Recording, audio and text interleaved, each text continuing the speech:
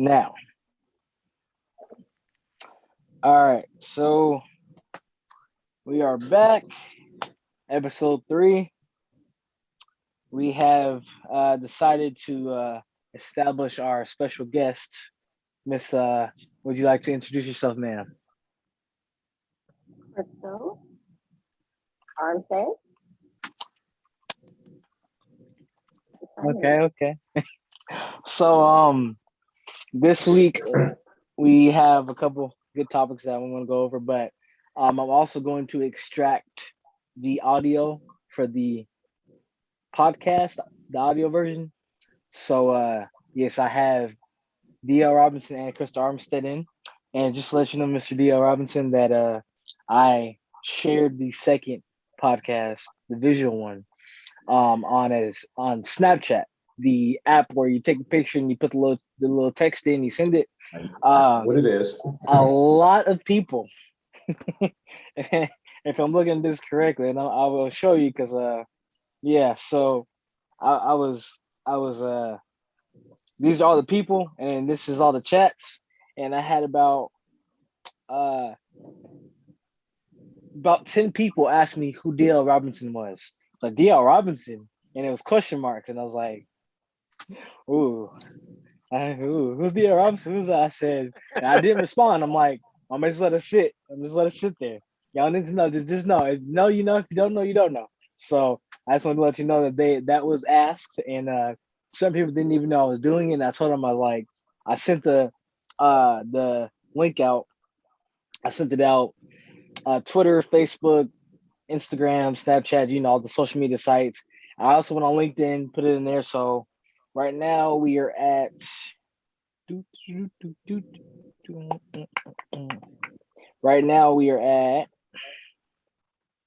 we have 10 views for the first one with 3 likes, and then 14 views for the second one with 2 likes. So it's not, for me, it's not the likes or the views, but that is the progress from the last time. So people have been watching and giving me feedback, stuff like that. So yeah, just want to give that recap from the last one. Sounds good. So onto the way that we did the first one, and kind of second one, basically bring up a topic, talk about the topic, and then so the first one we did is kind of like an interview. So I basically kind of just interview all, I asked him some questions, he responded. The second one, we kind of just threw a topic in there and went back and forth. So for the first thing, what I'll do is I'll give you about 5 minutes just to basically say who you are, what you do, stuff like that. And then after that, a little introduction, then we'll go into the first topic. So floor is yours. Is that for me or for your auntie? Auntie. Well, my name is Crystal Armstead. I am 45, almost 45 years old. What I do, I currently am employed at Fred Tires. For almost a year, I've been at home because of an accident.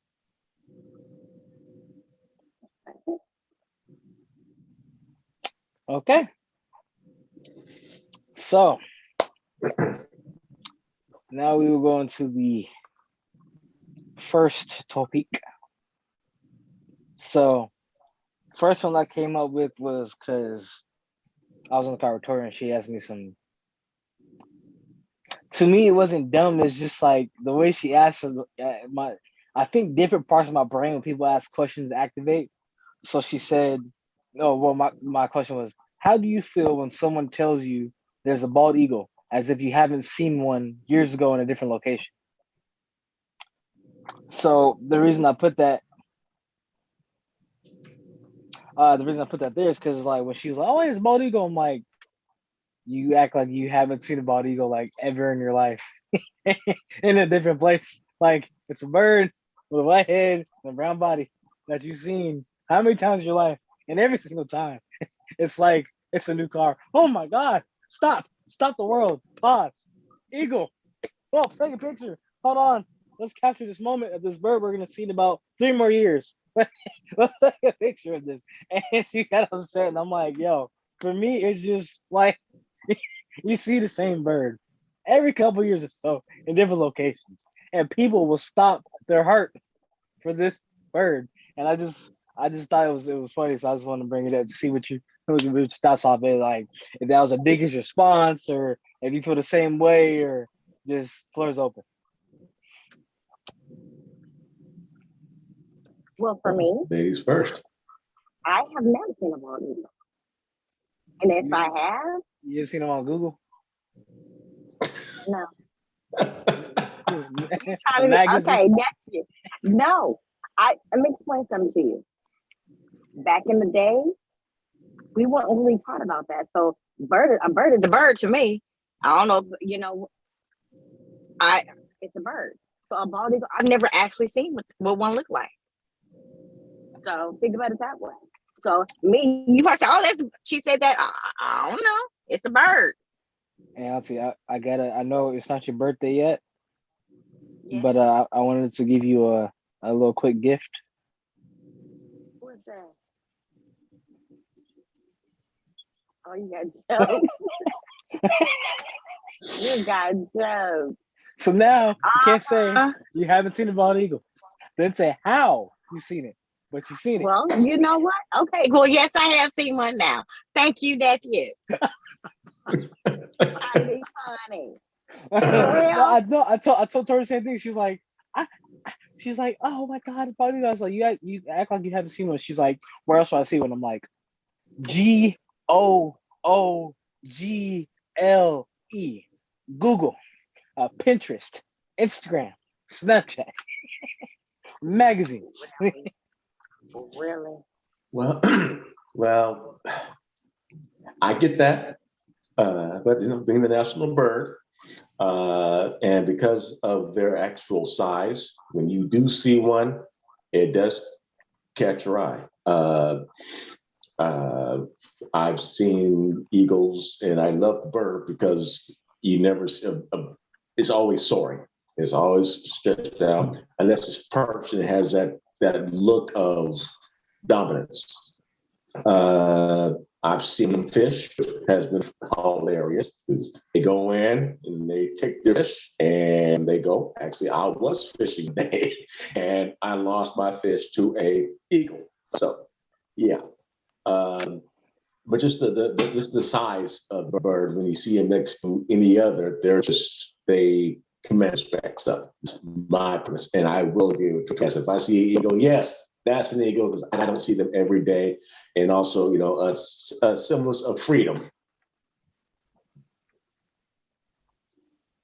Okay. I'm sorry. I just still can't get over that. I'm sorry. Well, that's a good way to open up the conversation. All right. So the second one, basically. So Auntie, there is a. Let me just show. Let me share my screen. Desktop share. Open system preferences. Man, all this extra stuff. I just want to share my screen. Let me share my screen. All right, 1 second. There we go. I want to zoom in, will not be able to. Oh, you got into your screen until it's clicked. You can choose it. Oh, you got me bit sideways. You know what? Well, it's already there, so I'm just go back in. All right, now can I share it? There we go. All right, so Auntie, I'm gonna show you something real quick, just so we have a breakdown. Let me get out of her. Let me go over here. Let me go.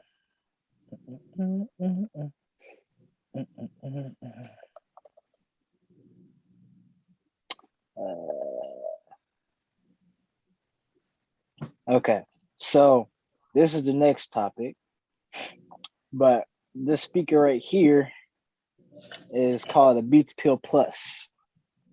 Okay. And it was discontinued. It came out in 2015.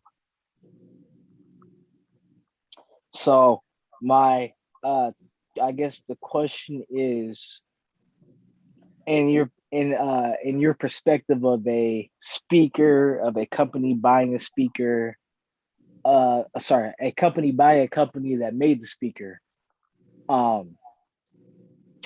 what do you think the reason for it being discontinued would be, in the sense of just having a speaker, a company buying the speaker, a company making one, not selling anymore? What would you think the discontinuation reason would be? Well, I feel it's small, it's petite, it probably doesn't have enough sound in it, so nobody's buying them because that's tiny, and it ain't like it's surround sound. So yeah, I wouldn't even buy it. It's too tiny. Okay. If I want some noise, I want some noise, not something small that I can no. Okay. How about you, Art? Well, reasons for discontinuing are numerous, from bad product reviews to Bluetooth sound quality, Bluetooth connectivity, and the way that technology goes right now. Used to be a year, now it's 6 months, now it's 3 months. Now they're coming out with a new thing 2 weeks after something came out. So with technology moving so fast and the adaptation of what the person is going to use it for, I can see them saying, okay, we're not selling any of these anymore. We're going to start to put our resources into the next thing coming out. So that's one reason, like I said, to start selling, or it just did the market research came back negative, and they thought it was going to do this, and it didn't do this because the mood of the customer base changed. Yeah, I was thinking same thing, because I remember I used to have one like back in the day, and the only reason why I didn't use it anymore was I needed something that was waterproof. Like if I want to go in the shower and like that, I want to be out at a party, and I want to kind of make a presence. Like if I'm gonna take my speaker out, I want people to kind of like, oh snap, what is that? When it has this little thing that can only project, like Auntie said, a certain amount of noise. Is like, put some Michael Jackson on, saying, oh, here. Well, they need to go back days, get a boombox, man, and everybody can hear you. But this is the only downside to boombox, right? So they had boombox come out. This is the only downside to it. Not that portable. Battery life's terrible. You need to plug it up, and then when I'm saying boombox, I mean, so Beats actually made a portable boombox, but that was one of the three downsides to it. Was one, it was too big, portability. Two, the battery size was short, because you have a big compatible box, but you need a lot of energy to run that thing, and you're not using it for batteries. Yeah, we use that batteries. What are you talking about? You're not using batteries. You're original boom boxes. Yeah, it had batteries too. That's what I'm saying. Yeah, so, but that's but what I said. 12D batteries. Everybody remembers the movie. Oh no, I've seen those big things, but yeah, it's like when you think about it like that, it's like, okay, if you want to bring a big speaker, now you have speakers that have bigger batteries that are portable, that you can charge and then use wherever. So for me, that was one of the things why I got away from that speaker specifically, was because I needed one that was waterproof, that can last a long time, that if I take it to a party, everybody looking at me in the speaker, not like that's what you brought, like. Bro, like this is a party that you probably, they trying to have some Billie Jean going. I'm like, and it's like loud, and my little speaker's like you can't even, that's all. So. Yeah. Well, it depends on if that was their application. You might be doing some namaste, and you want something. We'll see. Even that, like if you have a speaker that, like that one, you want a certain tone, you're not focused on, because Beats is a heavily bass company, like they focus on bass in most of their products. Sure.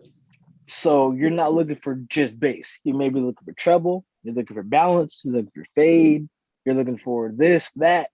And if you're buying a speaker that is a bass company speaker, looking for treble or looking for the vocals more and instead of the instruments, that's not what you're looking for.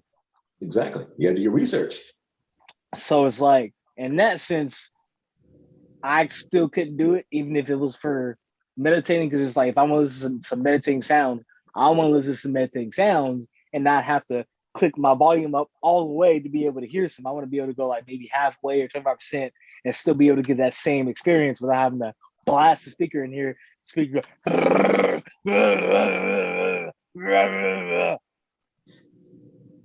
Indeed. That's all I'm saying. I get it. I get it. Okay. Auntie, you got anything else on that one? Mm-mm. All right. So third one is, and my favorite one, because thank God for Amazon Prime. But online shopping. Why do you do it? What got you into it? Are you the type of person that has multiple tabs open? Like me, I'm gonna go. I can tell you right now that like I have a whole shopping tab in my Safari for literally just carts of things I've gone on, and then Tori's like, "Are you gonna buy that?" And I'm like, "What?" So I can't just open a tab and look at it and add an item and be in my cart and just I can't just look at it. Like that's the type of thing I have. Like right now, let's see, tabs, shopping. Okay. So as I said, shopping is a tab. Okay. And then I have all my Mm-hmm. and again, carts. Just carts. Mm-hmm. Mm-hmm. And then if I go to Amazon, it's even worse. Mm-hmm. It's even I worse believe it. there. And so like, just scroll this thing, save for later, just things in there. But it's like I think back to GameStop. Okay. Back in high school when my dad, bought me the first Xbox, you go into a physical store to get Xbox. Mm-hmm. Bringing the Xbox back. You going to Payless to get some Shaq shoes. Physically walking in there, hey, I want some shoes. Here's the size. Bringing up the shelf. You looking at it, checking it out. I'm getting the puppy jacket for the winter. You go into Nordstrom's Rack or Burt's Coat Factory. Actually being in the section, scrolling through all the coats. And now looking, that's maybe, so 2008, 2009, almost 10, 15, 20 years later. Now you have a cell phone, this little thing right here that you go on, and without being able to touch it, being able to look at it, seeing the material, seeing the cloth, you're using your visual perception like, okay, well, because of this site has this product, this is what I want, putting into a cart instead of a physical cart that you're just scrolling around and being like, okay, I want that. And then that a whole nother subject of taking your credit cards or your debit card, putting that into your phone to then use that to pay for the item without having to actually be there. So my experience, I like Amazon Prime for that one reason. Two, the only time I really buy things is mostly for like sports. Like I have stupid amount of sports sweatshirts. Tori knows as soon as the Chiefs win, something on the Chiefs, I'm click, click, click, click, click, click. And thank God for the win over the Steelers this Sunday. Oh, that was beautiful. That was a beautiful win. Thank you, Lord Jesus. I don't know about Russell if he's gonna stay in Seattle, but thank you for Patrick Mahomes in 25 years. So yeah, I'm gonna let y'all go. Well, I'll say for me, I remember 20 years ago when we used to have to go to the mall. Everybody pack up, go to the mall. But now, since Amazon is here, it's a beautiful thing. I enjoy it. Can be at home. I just like you. I got a whole lot of stuff reserved, put to the side in Amazon and all that. But for me, it's convenient. Convenience. And that's what this world has evolved to. It's convenience. You're going to pay for it, but it's convenient. Right. So me, I enjoy it. I enjoy shopping online, and I got Amazon Prime too. You ain't by yourself. So I enjoy that. Enjoy it fully. I wish they would have had it 20 years ago. Would have been beautiful. But but I like it. Go ahead, bro. Spit your blood. Oh, well, I don't have Amazon Prime because I don't need it because I have family members who do have it. Hello? Uh-oh. Pardon me? No, I do enjoy it because I like reading. I like reading a lot, and there are things that I do purchase online because they're a lot faster to get. Sporting things of that nature because they are able to do a lot of. There's certain things like holsters and things and stuff like that, and knives and stuff that I use for outdoor stuff. I can go into a store and look at it, and then I can compare it to the shop and say, okay, I want to buy this or I want to get this. The thing that is interesting now is the fact that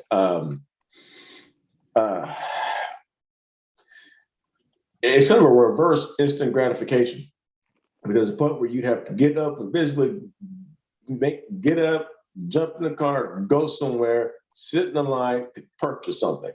Now I can sit back and go bing, bing, bump, and in 2 days it's here. Do I need it right away? Uh-oh. Very good. Okay. Oh, so you know what it's saying then? Yeah.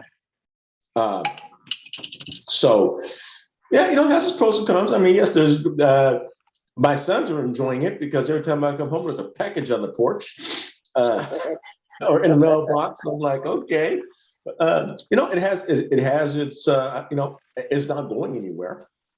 Amazon just built a big hub, not 5 or 6 miles away from me. So they're going and they're innovating. They're making things a lot easier to get at different prices. So, I mean, I occasionally do. I mean, there's times I like going into the store and actually physically looking at it. It depends on what it is. But there are those things where I'm like, okay, I can go ahead and order it because I don't need it right away. It could be here in a few days. Okay. Yeah, I just thought that was a interesting thing because I was on Twitter, and there was a space. Twitter has spaces. Basically, there's an app called Clubhouse, and what the app is basically, you create separate rooms, and in those separate rooms, you can create an account, and you can go in that room, and then everybody can speak, but you couldn't see anybody. So it's like the visual room where you see everybody's profile picture, and then everybody just speaks. Excuse me. And initially, it was for celebrities, rappers, actors, etc. And then Twitter kind of got their own thing where they call Twitter Spaces, and they still have it. And I'll show you. So in the middle down here, it's called Spaces. This tab right here, and then when it pops up, you basically have the person, you have the title, what they're talking about, who is the host is, and then basically a brief description. And it's basically just the whole line of things. So, and one of the topics was online shopping. And people saying how many of you guys in here like have 600 different carts open, just stuff that you thought about buying, you didn't buy, and everybody's kind of agreeing and stuff. So that's why I kind of want to bring it up because I'm like, how many people do actually have like, if it's a laptop, it's a desktop, it's a cell phone, a tablet, you have like a couple of tabs where they have, saw a 10% off discount coupon, something like that. They clicked on it and they went on the site and it's like, oh, and then they got it to the cart, and right before you buy the purchase, is like, you know what? I don't need it. You click away, but then when you're searching something else and you go back in there like, oh, I did have that Birkin bag, huh? I did have that nice Colombian jacket, huh? My cart gets empty. I ain't got no one on deck. But yeah, so that was just one of the things that I thought of. So this next one and that's the one that you talked to me about. So Microsoft, they are. Let's see.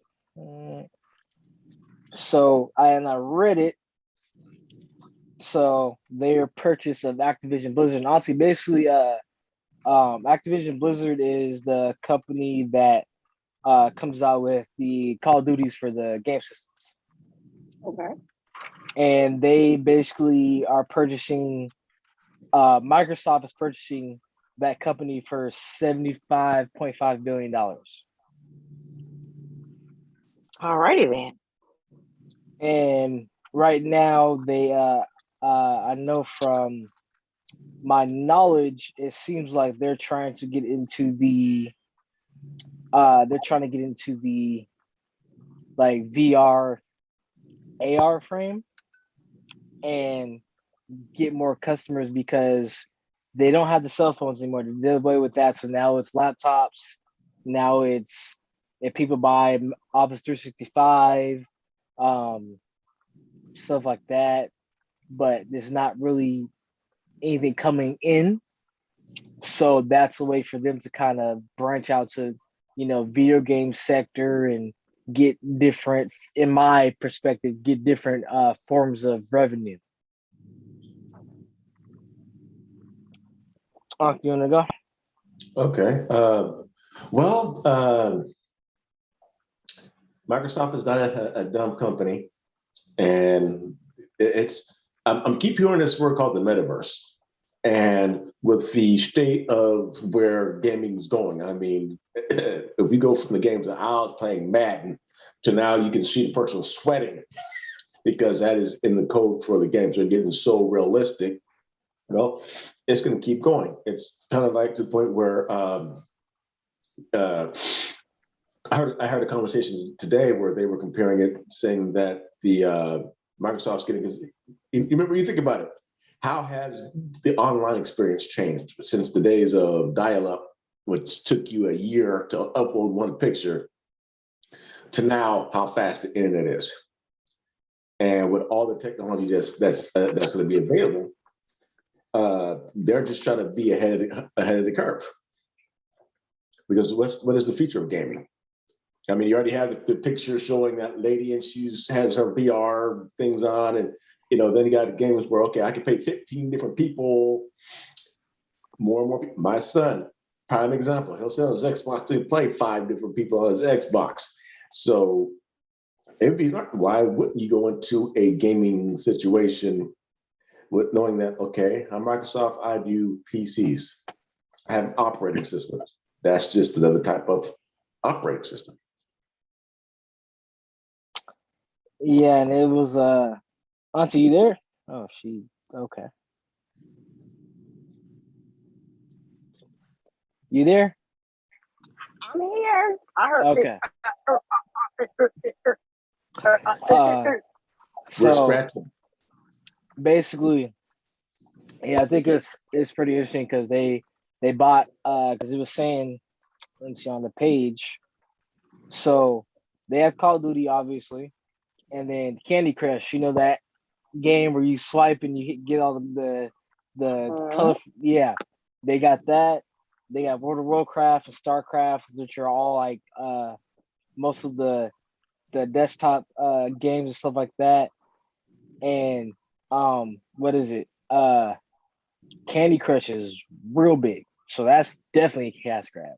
And then they all obviously have the Xbox Series X and the S now, and that's back ordered because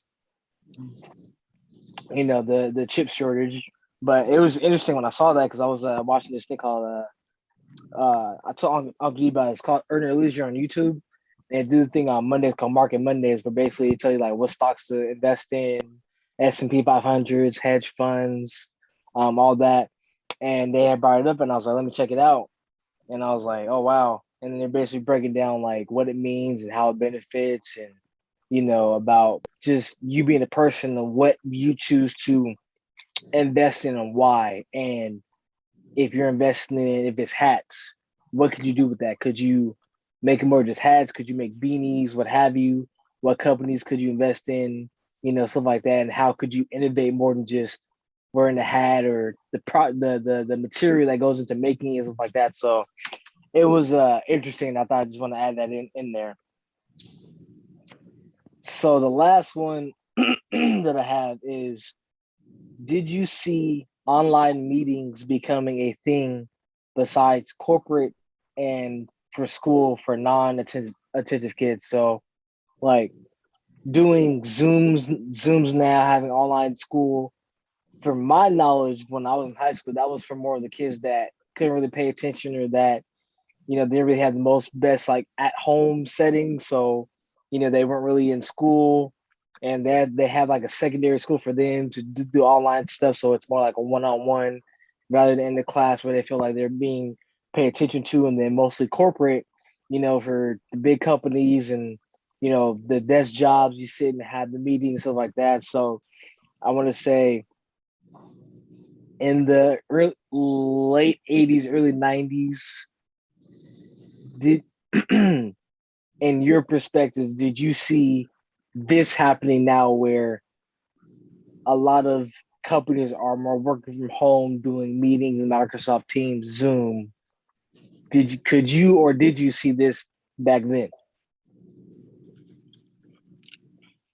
For me, no, but times are changing. Everything's evolving. And now since we have this pandemic going on, they feel to get actual stuff done, they have to have people work from home.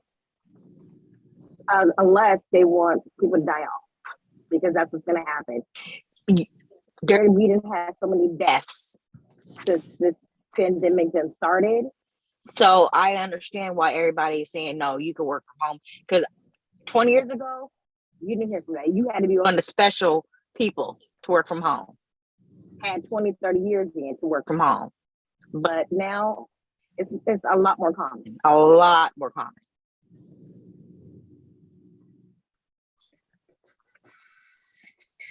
Anyway, I'm glad they're doing it though. Okay. Okay. What's so fun? What's that? What's so fun? Oh, I was just doing a search to answer that question. Because you said 20 years ago. So 20 years ago was 2000, right? Dang, I feel old. That's about the same timeline, correct? 2020, 2002. Okay, 2002. Well, we had just got through Y2K, and the computer system about to shut down. Remember, the first time they put a camera on a laptop was 1996. That's what I was looking at. How long has the camera been on the laptop? Did someone see this? I'm gonna say maybe. Well, maybe someone did, but think about something. Look at the cell phone. The cell phone, when it first came out, the camera only went one way. Yeah. So then someone had to be like, well, hold on. Let's reverse it. So some engineer came up with reverse it. The pandemic, first of all, they've had a lot of meetings where people had Zoom. It just got really popular when people could not travel. So in one sense, the pandemic shut down the whole world, made it so everybody had to stay at home, which killed the industry of travel because no one could travel. So hospitality got crashed because at one point in time, to do a sales meeting, you'd have to fly to a different city, get a hotel room, rent a car. Velocity of money was going for this meeting. Now I can sit at home and do the same meeting without, there's no contact, obviously, but the content can still be shared on a platform as Zoom. So Zoom went up.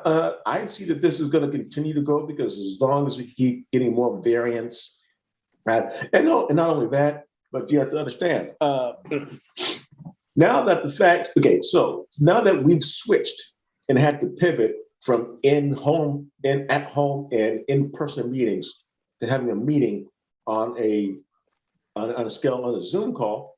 Okay, so what now? Offices have smaller offices because I don't need to have 100 people in my office.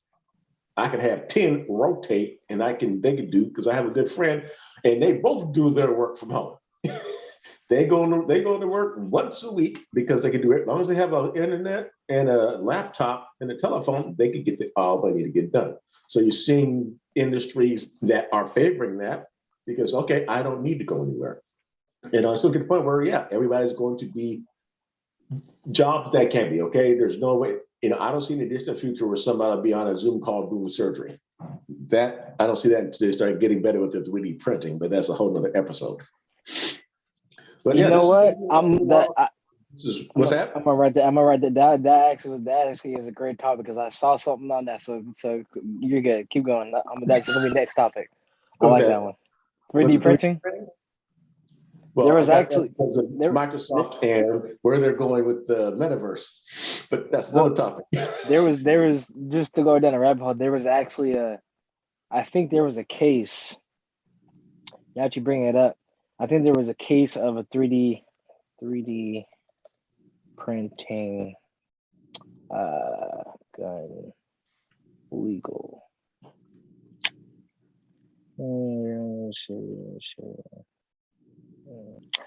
See, under the Firearms Act, any firearm that cannot be detected by a metal detector is illegal to manufacture. So legal designs for firearms such as Liberator require a metal plate to be inserted into the printed body.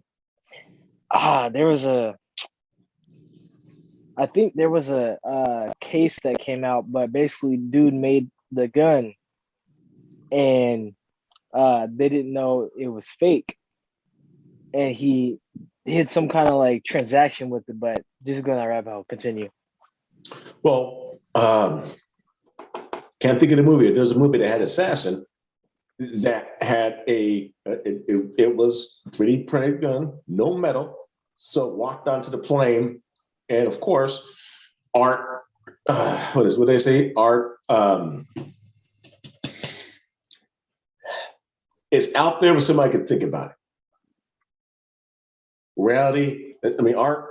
I can't think of the proper thanks of it, but to the point where if somebody could think about it or dream it up, they can make it. Definitely. It's going to get to the point where you can have this with cheaper. Because all you have to do is get a printer to print this thing out. But right. Well, I like to do a little bit more research on that before we go there, so I'm more prepared on that one. But yeah, I see Zoom meetings going on. I mean, come on, if you can. Okay, think about this. Now, what you can do? You can do call. I talked to my boy, and Marco Polo. What? That's a video chat that goes all the way. He's in Virginia. Okay, so I can talk to people on Facebook or here, and I don't have to leave my house. So I get this visual, and since we can't physically touch the person, this is the next thing. Okay. Because I can't smell that fryer eating. Two more things. So first one.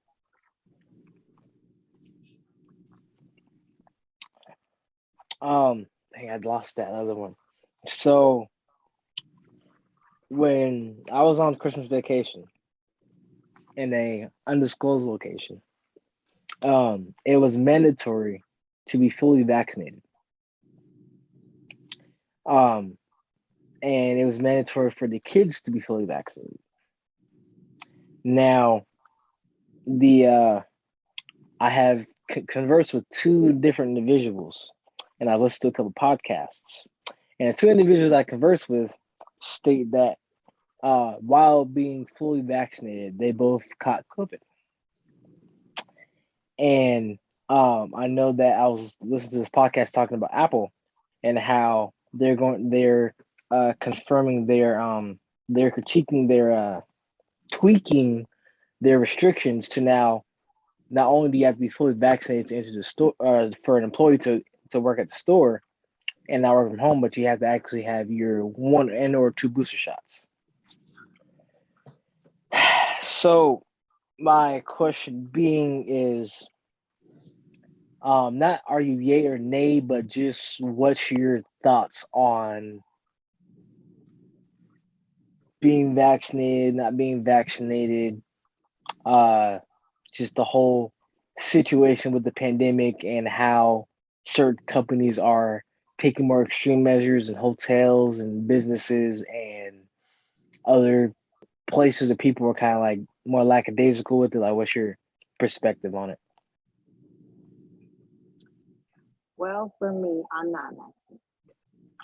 And I am not going to allow them pump me up with anything because I don't really know what's in that syringe.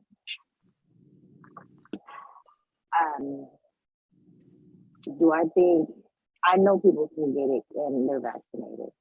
So me personally, I don't feel that it's going to help me any. And when the president first said that it was optional, cool. But now they're saying, well, if you have to and this and that and other, everybody has a choice. Me personally, I choose not to. I can tell if anybody else say, anybody else do. But for me, my person, I'm not doing it. That's it. Oh, go ahead, bro. Well, this to get to the answer. Everybody has a choice, and this is an opinion. Do what you feel is right. The thing that there are people who are upset that you don't. That's fine. You can't please everybody all the time. Go with what you feel. I mean, that's the simple way to put it. I mean, there's stores that tell you that, well, employers are saying, OSHA's coming down with some things saying that everybody has to be here. You don't have to, so you're not going to be able to work. Well, we haven't got to that point yet. Because if that happens, that's going to shut down the economy once again. Because there's not enough people. Because first of all, when you get vaccinated, you get sick, that's a preventive measure. It's just a way of letting the spread. I understand that. So like I said, it's up, up to each individual should search their heart and see what they want to do, what's best for them and their family. Got you. All right. And then the last one is more of a I got some quotes from E.T. I was watching a video that he did and just want to know your thoughts on it. So 3 things I wrote down. He said, when your effort is low, you're probably not thinking about the opportunity, you're thinking about the obligation. Now, who's this? Eric Who's Thomas. that? Eric Thomas. Oh, okay. When your effort is low, you're probably not thinking about the opportunity, you're thinking about the obligation. That was the first one. The second one, don't expect floor seats when you're giving nosebleed effort. Okay. And then the third one was, the world doesn't care about your extreme conditions. Okay. So I took those 3 because I listened back to it a couple times, and those are the 3 I took. And when we talk about the extreme conditions, I realized that that's one that I harp on the most, because every time that I've gone on a training for the military, whether it's school, whether it's tech school, I always, for some weird reason, either a loved one or a friend, I always have someone that passes away.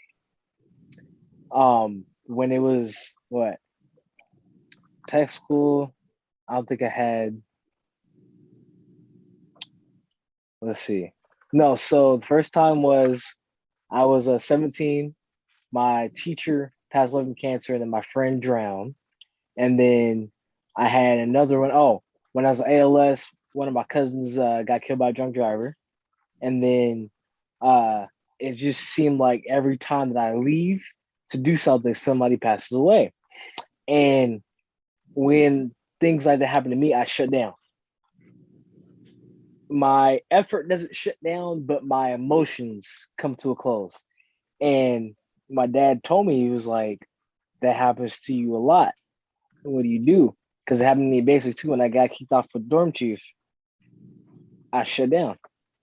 I stopped volunteering for things. I just kind of went into a hole.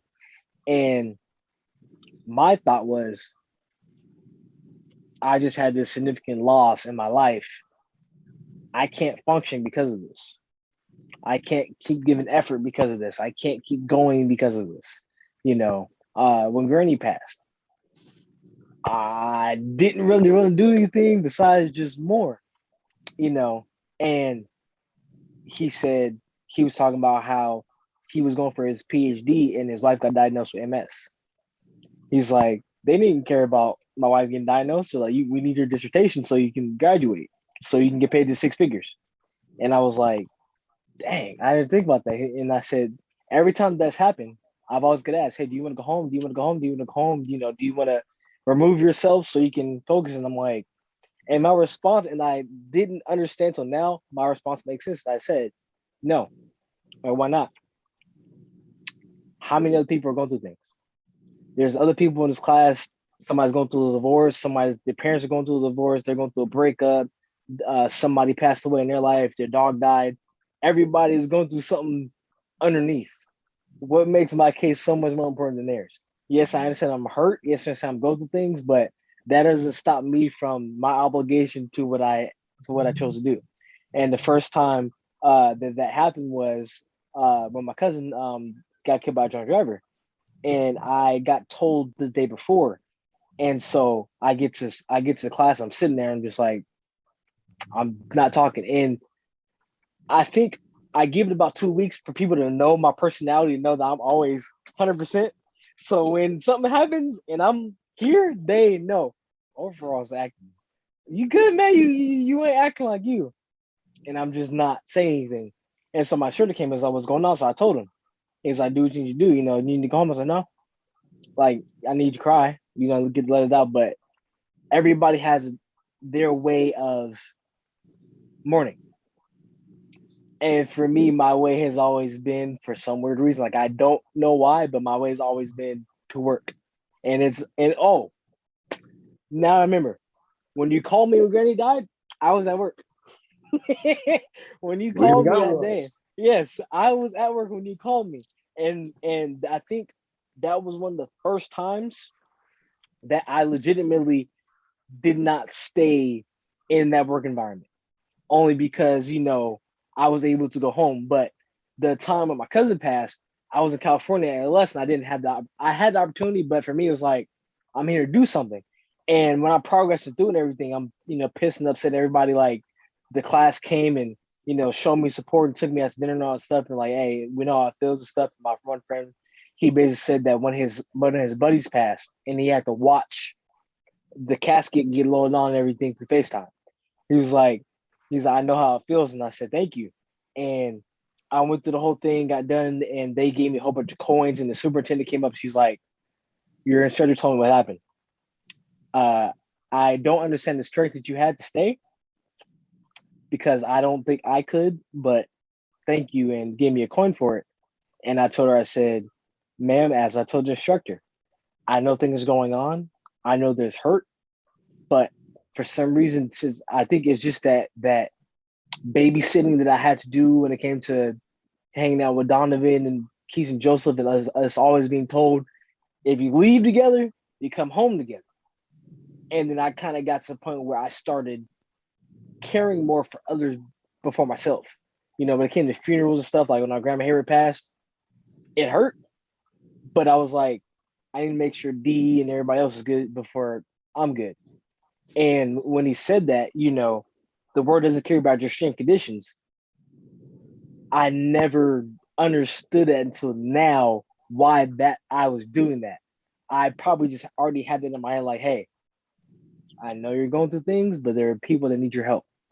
And I think maybe if I understood different perspectives of how to deal with loss or how to deal with mourning when it came to those things, I think that's kind of what helped me be okay with it. Yes, this drastic thing happened, but because somebody else may deal with it with art, with music, with gardening, with hunting, with bowling.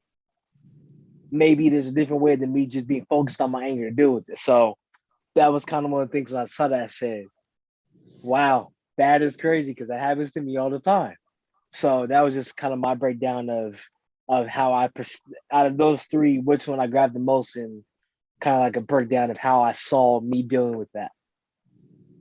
So I don't know if you guys had like one of the other two that kind of like hit you more, but that for me hit me the most.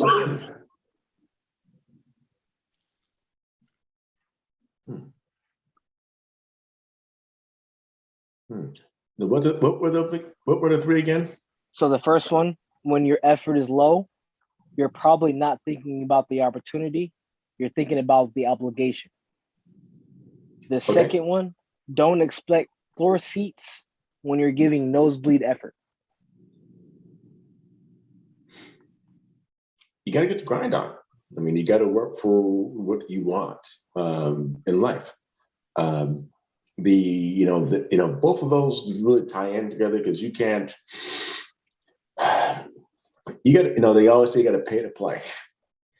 But it's part where a lot of times I've had back in my days where, okay, I want to give you I want to give you this, I'm going to give you this little bit, but I'm expecting this so much of a reward. And it's like, that's not right. I can't expect to get, the good book says it best. Yes. So you reap what you sow. So if I reap a little, I should make this sow. Of course, you get more than you sow because of the nature of that. But my thing is show up, give your best. If you show up and give your best, you'll be good. Is that when you show up and you only give it 50%, you expect to get paid for 100%. When you're giving 60%, now you're cheating that person because you're not giving them the full thing. Just every day you wake up, do your best, and make sure that, well, for me, in my bathroom, I have this thing right on my mirror that says, design your day, build your life. Take responsibility for what happens to me and those around me. So if I walk in lazy, I can't expect greatness because I'm not I'm not designing my day right. I have to make sure that I'm giving, put unwavering faith and extraordinary effort into what I want to do. That way I know when I go to bed at night, I can sleep. Because there's one guy, and he shared something the other day, was like, hey, have no more 0 days. If you have a goal, every day you should be working toward that goal. And eventually you get there. And for the third thing, we can also talk about, because, he talks about your why. How big is your why? What are you trying to do? How are you trying to make things better? And, one of the things E.T. was saying, if your why doesn't make you cry, it's not big enough. Well, mine makes me weep because I know what my why is. I look at my whys every day. And I know that this is why I do what I'm doing, because I'm trying to leave legacy for them. And when you talk about you mentioned, you referenced when Granny passed away. Yes, I was at work. I got a call from my ex-wife telling me to answer the phone because the police were trying to get in touch with me. I was at work writing an order. At that present moment in time, I had to switch hats. Okay, who was going to deal? So Dad is working because Dad has to provide for his family. So Dad is out there working. He's getting his grind. Yes, son is hurt because he just lost his mom, but at the same time, it's going to sound really crass, but that situation isn't going anywhere right now. Right. She, you know what? She lived a long life. She died on her own terms. So me going, wasn't going to get anything done. I had to now I'm sitting at work with a computer and I'm calling everybody because I got to set up arrangements, make sure that my kids get home from school. So the thing about it was this, and here's something that my dad taught me was, who is in control at the situation. He said, your hats are going to get switched a lot. He goes, yeah. I still, I had the worker hat on. Okay, well, crap, my mom died. Okay, I got to take care of the kids. Well, I couldn't stop not being a dad for that time that I had to do the funeral. Couldn't do it. It wasn't happening, right? So I had to sit back and go, okay, this has on right now, this has on right now. And the thing about it is being the son of a preacher and being a military, you learn how to sit back. And the biggest thing that I had to do, I had to take the E off my head. I had to be non-emotional. This was logic, not emotion. I didn't say I didn't mourn because it took me a couple of rough drafts to try to, the eulogy, everything that goes into a funeral got taken care of when I got home from work. Work was like, well, you can take 3 days off. Well, they only give you enough time for the funeral and this. I still had to continue working because that was required. I don't mean to stop you, but this is when you said I had to take my emotions off and be logical. This is all I see right here.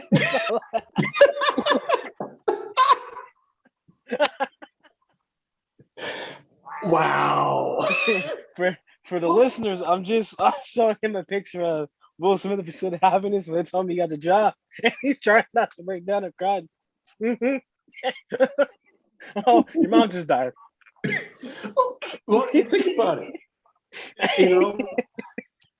There are a lot. There are a lot of different jobs and occupations.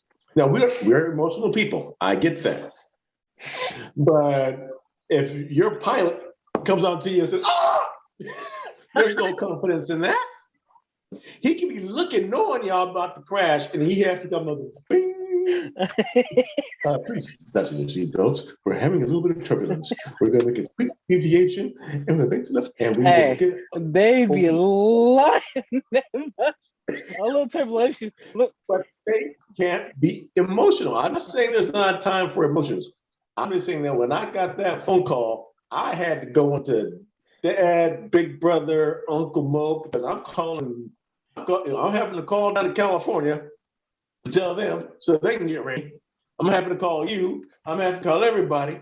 And I'm sitting here like this. And now I got to come home and tell my 3 young sons about their granny.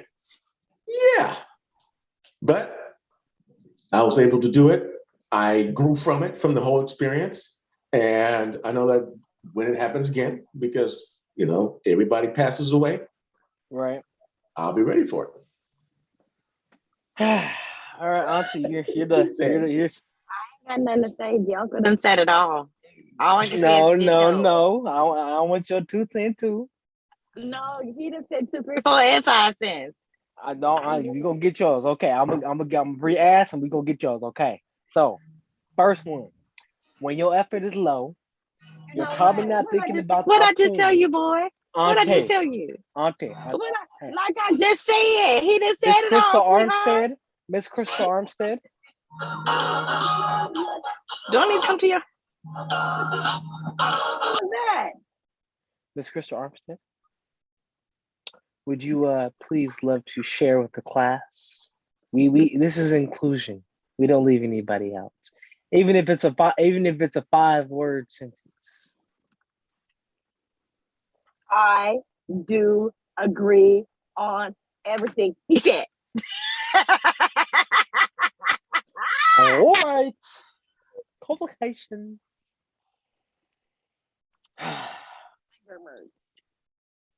Well, I enjoyed this week. It was very eventful. I'm glad we shared a lot of laughs and memories and talked about some good topics. When you said E.T., I thought you talked about the creator back in the day, E.T. Phone Home. I don't know who you was talking about. My apologies for not giving clarity. I said E.T. I'm thinking, you remember E.T. Phone Home? My apologies on the clarity. Okay. So, closing statements, comments, concerns. So, this is the 3rd week that we've done consecutively. We started on so we actually started on Thursday at the beginning of the month, but then we did Wednesday last week and then Wednesday this week. So hope is either Wednesday is the hope for next week or Thursday, depending on what happens, but hopefully Wednesday. So thank you, Crystal Armstead, for joining. If you want to come back, just let me know. We can put you back on. If not, if this this is a one and done. Thank you for your kind hospitality and support. And